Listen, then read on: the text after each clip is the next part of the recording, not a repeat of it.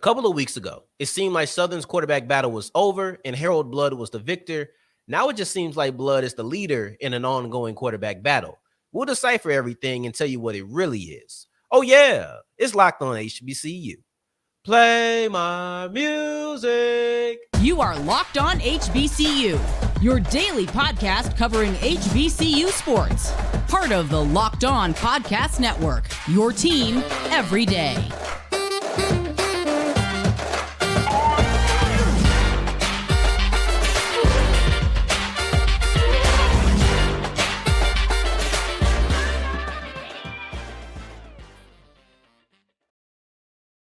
What's going on, family? Welcome back to another episode of the Locked On HBCU podcast, your number one daily one-stop shop for everything HBCU athletics, Monday through Friday, part of the Locked On Podcast Network, your team every day. And I, of course, am Darian Gray, a.k.a. the Mouth of the South, Texas Southern alum and former TSU Herald Sports editor. I appreciate you for going on this journey with me, making Locked On HBCU your first listen of the day every day. And today's episode is brought to you by Bird Dogs. Go to birddogs.com/lockedoncollege or use the promo code LOCKEDONCollege to get a free white tech hat with your purchase. We promise you'll never want to take off your Bird Dogs. Today's episode will wrap up with a two-part about the NBAPA HBCU Top 50, not only how we should expand this program, but then also who are the standouts in this year's edition. But it starts off with an interesting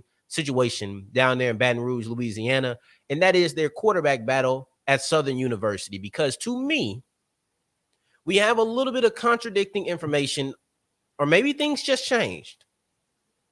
But this is kind of confusing. I believe that Harold Blood is going to be the starting quarterback. And I think that if you wanted to be a betting man, a betting woman, you should say that Harold Blood is going to be the starting quarterback. However, the amount of confidence with which you say that depends on if you're talking to me at the end of July or about in the middle of August. Because in the last couple of weeks, some things have changed. Because all the signs have pointed to Harold Blood being the quarterback until recent, when it seems like there had been a little bit of doubt in that quarterback room. Now, I'm going to tell you everything, and I'm going to tell you my verdict on it. So you can have all the information, you can have my opinion, but you can form your own. I don't want you to just go based off what I'm saying. I'm going to give you both sides. Now, at SWAC Media Day, Southern walked out there with Harold Blood, quarterback Harold Blood, right, out of Destrehan, Louisiana. He was out there as one of the two representatives. Now, that usually only means one thing. That's your quarterback. All I need to see, as I could have not watched anything else, but Harold Blood being there, when we knew that Southern was in a quarterback battle, we knew they had other guys there, and we thought they were going to be fighting it out. Harold Blood going was not a sign that he was leading the battle. It was a sign that he was leading the team into 2023. Now, once again, I do still believe that's the case. But at the end of July, when I seen that, there should have been no doubt. No doubt at all who's going to be the starting quarterback. But if you needed any other endorsement, which I didn't, but if you needed any other endorsement of who was going to be the quarterback, Eric Dooley addressed that directly. Head coach Eric Dooley of the Southern Jaguars said everybody wants to talk about this thing. Everybody wants to know Harold Blood. And this is what he said. I quote, "I'm very excited about Harold Blood. He was a gunslinger out of high school, and that's what I'm looking for in a quarterback." He just said, that's exactly what I want. He started talking about how the running backs were the reason that they used this offense last year. Well, guess what? Those running backs are returning. You are bringing a pretty strong running game back, but you still wanted a gunslinger at quarterback. And I know he said that to be nice to the past quarterback, and right, he didn't want to ruffle any feathers with McCray. Tomorrow, yeah, we ran the ball last year, but this year, you work with the personnel. Those running backs are still there. The reason you said y'all ran the ball last year was the running backs. Those running backs are coming back. You still wanted a gunslinger. So this is the guy who's going to get you away from what you felt was a very successful offense. It sounded like you really wanted Blood. Now here comes new information. Eric Dooley, yet again, it's the same source. So it's not like we're switching. It's like, well, the offensive coordinator said this, the head coach said that. Dooley says Blood is trying to own the job. He's going to continue to accept that, basically that he's going to continue to accept that and not be satisfied. The guys behind him are not accepting that he's the starter. That's what you want. Competition day in and day out. Now, that's what you're supposed to do. You're not supposed to own that you cannot start, especially when you were just in a quarterback battle. You're supposed to continue fighting. So that's not a story for real. But he's trying to own the job. I thought he already owned the job. Now you have this idea, you're talking about competition. To me, if I made the decision that this is my quarterback, we're not even having conversations about competition. We're not even having conversations about owning the job. He does own the job. I felt like that was already kind of clearly painted and illustrated when you brought him up there at SWAC Media Day. Maybe I jumped to a conclusion. Maybe I jumped to a conclusion and I was too quick to that. But I think that's what many people believed. But okay, they're not accepting it. It is what it is. But is it a competition? Does that mean it's his job to lose? And that's where you get to what I personally believe is the situation. I believe this is Harold Blood's job, not his job to lose. This is his job. The only thing is that you want to have people motivated. You don't want him to be complacent. You don't want him to be satisfied with having the job. So maybe that's what you mean when he's saying he's not satisfied. These other guys are competing. Of course, they shouldn't, but they're not really a factor in this, to be honest. I think that this is Harold Blood's job. He just can't have a terrible camp. Not his job to lose, where it's a real battle. To me, a quarterback battle is when you're going in with the intention of selecting someone. You've already selected someone in my mind. So that makes this not a battle. This just makes this a guy who was going. Now, anybody's job can be taken, whether they're in a battle or not. But I don't believe this to be a battle. Maybe your definition of battle is different than mine. But to me, if you have already landed on who your starter is going to be, regardless of the position, you can make this the cornerback. If you know that Darian Gray is going to be your cornerback, he could lose his job because he played so poorly. Some people can handle a bad camp. I don't think that Harold Blood can. I think if his camp is bad and somebody else catches their eye, then that guy might be the starting quarterback. But it would have to be really bad because they're not looking for that. They're not looking for the other options. They know what their option is going to be. That was said when you brought on the SWAC Media Day. No one needed you to make Harold Blood a Southern representative. No one needed that. You chose to do that because you believed in him so much that you made the decision on who's going to be your starting quarterback quicker than anybody was really asking for it. Nobody would have questioned you if you didn't have a starter named until a week or two before the season started. But you decided to make your starter known at SWAC Media Day. I don't believe that was a decision that was done lightly. I believe that was a decision that was made with a lot of thought and one that won't be just quickly unraveled. He would have to look really bad. So when you look at it, I'm not questioning the things that Dooley said. I believe that he's trying to motivate. I just want to let you know, when you hear somebody who was at SWAC Media Day representing his team, then you hear something about competition, you might feel like, oh, so it's not as cemented as we thought. I believe that it is. I believe this is just motivating your players, making sure that your quarterback, who's going to be your quarterback, is still on his toes, and the guys below him, backups, I should say, aren't just sitting there losing spirit. They still feel like they want to go out there and compete because you need to have people ready because you never know when the backup might end up having to play due to injury or anything of the sort. Nice move. I like it. Speaking of nice moves, I want to discuss the NBAPA HBCU Top 50, which is a partnership between the NBAPA and then also the SWAC and the SIAC. Not only the standouts, but then also how this could expand as we continue with Locked On HBCU. Let's go ahead and get ready for this two-parter.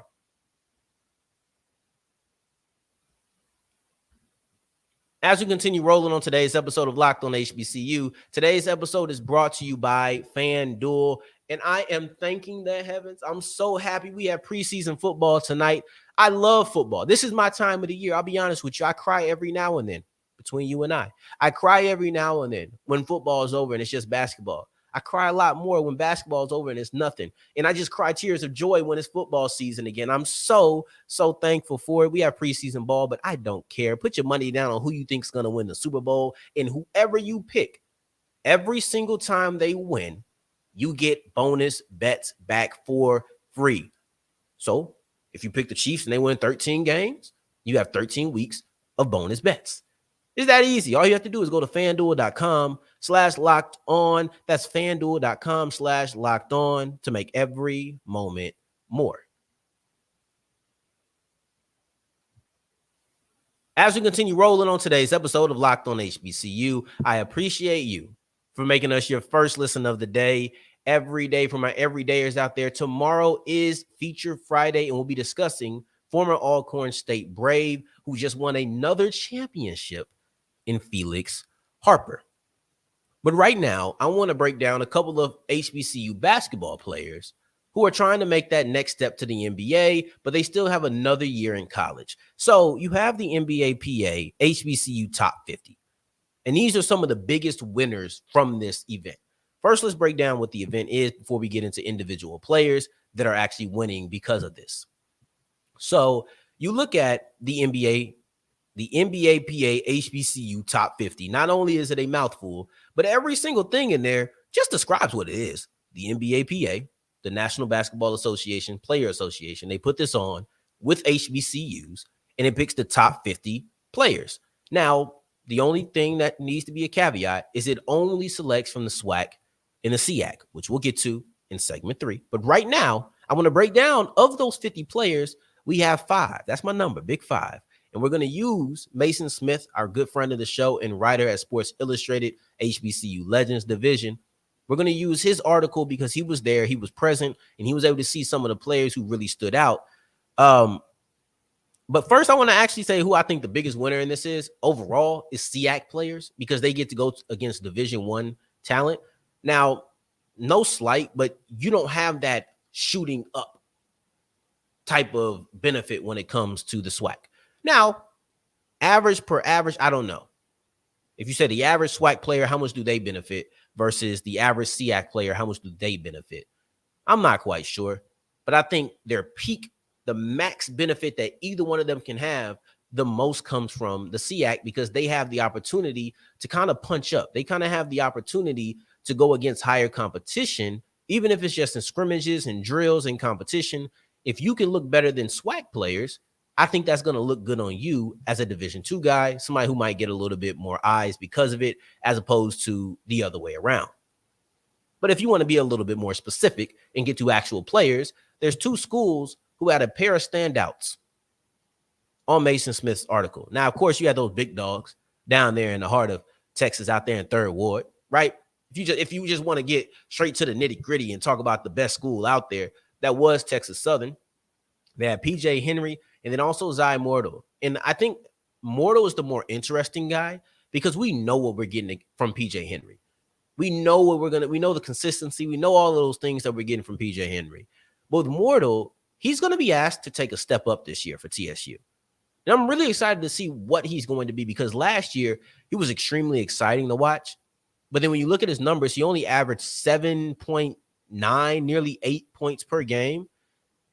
He's going to be asked to take a step up as far as scoring goes. He's going to see more minutes. He went from starting 13 of the 35 games to likely starting every single game next year, unless they just decide to have him as a 6th man. But he's going to be a prominent part of the team, even more prominent than he was last year as a true freshman, the only true freshman to actually not make the team, but the only true freshman that actually have playing time on the squad, kind of similar to last year's starting or leading scorer, Devon Barnes, who was a true freshman 2 seasons ago, and then he was able to blast off and become kind of the leader of this squad in 2023. He'll still be there. So it'll be kind of interesting to see how the pairing of, honestly, I think it's going to be a big 3, PJ Henry, Zy Mortal, and Devon Barnes, where that's going to be dangerous. And if if Mortal can shoot from 3 a little bit better, maybe even just get up to about 32%, 32%, because he was around 26 last year. If he can improve on that, that's going to be scary for the rest of the SWAC. And it was said that he actually knocked down a bunch of threes and looked good from beyond the arc during this event. So that's why he was a standout, and that's why it's somebody to watch. But PJ Henry was on that list as well. Next, you have the duo of Deshaun Dyson and then also Zion Harmon. And our guy Mason Smith, said that if there was an MVP, which there wasn't, but if there was an MVP for this event, it would have went to Dyson. who was, quote, unstoppable. He was a guy who, on every single level, not just by the rim, not just beyond the arc, but then also in the mid-range. So you had the DeMar DeRozan, you had the Steph, and he also had the Zion, right? Kind of play on words with his teammate there, Zion Harmon. But you had a guy who really was dominant at every single level. We already want to see that with just period. No matter how you score, if you can score at every single level and you can't be stopped, you're going to be a dangerous player off rip. But then when you look at the ways that he was scoring, and I don't just mean the levels, the fact that he was able to score with the ball in his hand and create his own shot, right? Within the flow of the offense, it was never forced. That's something that's important. You didn't just come out there, I'm going to score. So he had the ball in his hand. He created his own offense. But then also you had the off-ball action. You had running through screens. You had his ability to move without the ball in his hand to just be in a position where he can catch and shoot, to get open shots that way. That's what you need as a complete player, because you're not always going to have the ball in your hand. You're not always going to be the guy who's setting up the offense. Sometimes you're going to need to move off ball. And he was able to show the ability to do both of those things. So yeah, him and Zion Harmon, who Harmon was credited as having an extremely quick shot. And then lastly, I wanted to highlight one Division II player, and that is Kadeem Sam, who he was the only player who Mason highlighted for his defense. Now, I don't know, Mason, maybe you don't really care about defense. Maybe that's why you didn't have any defensive stalwarts on here. But this was the one player who stood out to me because he was credited for having extremely good perimeter defense. Now, I wasn't able to watch these things, so I wasn't able to say, I thought this person played defense. I want to highlight them. But going off of this list, when you have so many players who score extremely well, he also, y'all, I think I might be talking about the wrong guy. I think I might be talking about the wrong guy. Let me make sure I'm talking about the right guy here. But Mason did credit Kadeem for having his, okay, I knew I wasn't tripping. Kadeem was credited for having really good versatility because he was playing center, which he usually doesn't do for Fort Valley State. He actually was credited for going to center when he played forward normally.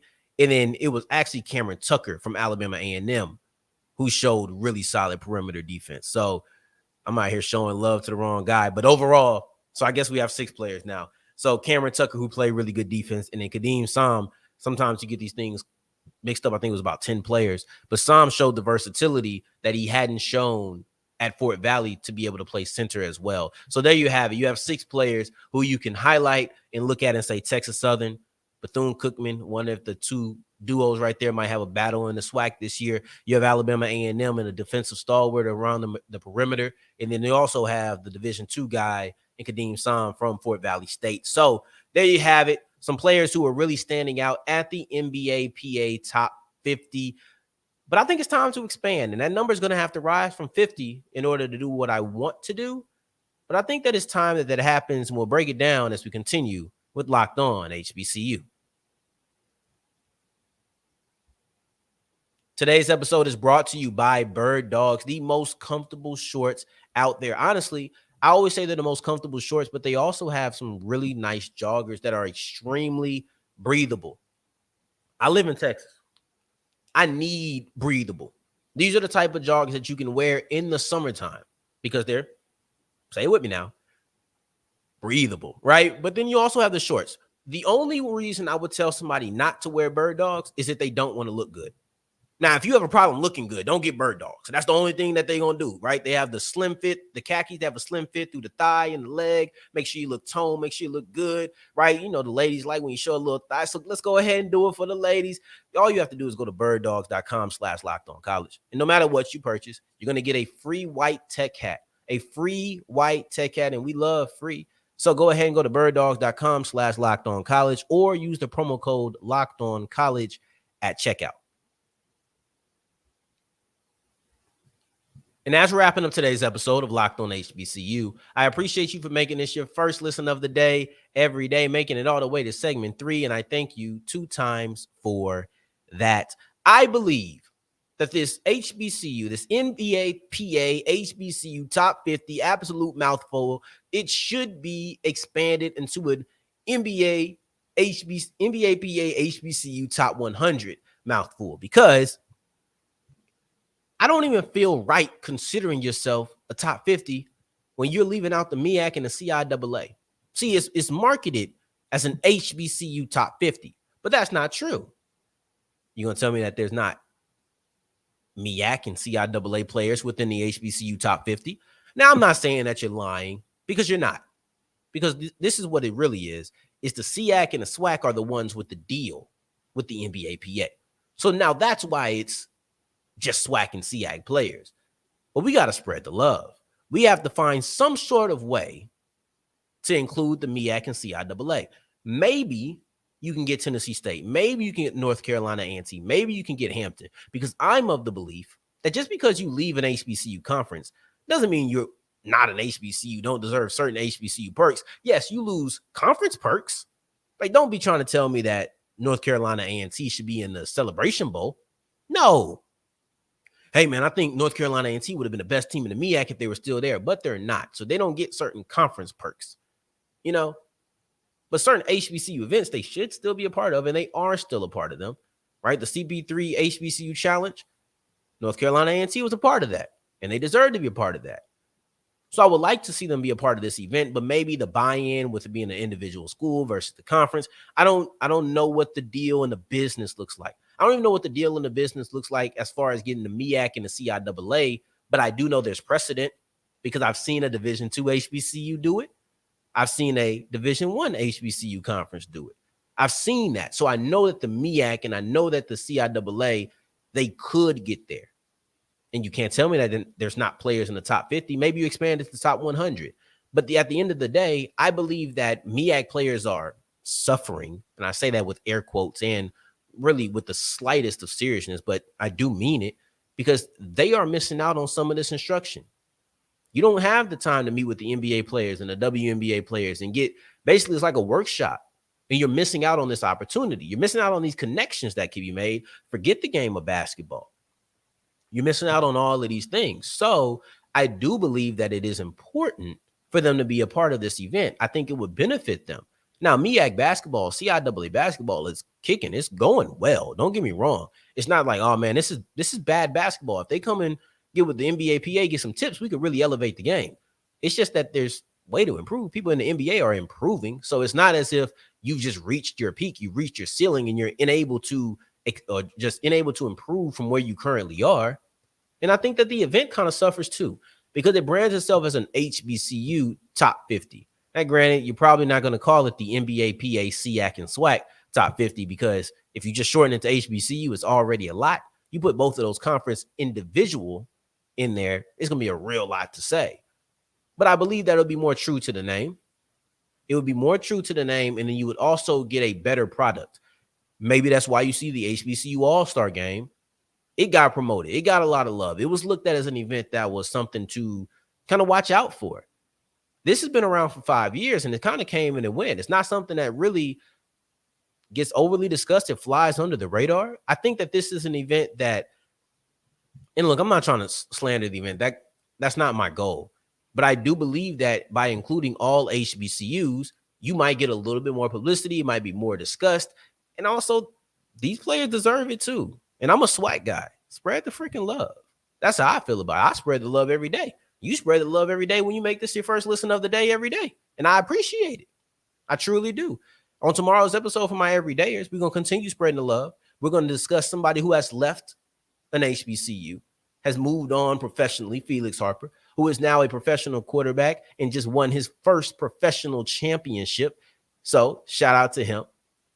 So he said he's won on every single level. We'll break down that on tomorrow's episode for our feature Friday. But in the meantime, in between time, until next time that we hear each other, family, take care. Stay blessed. Peace.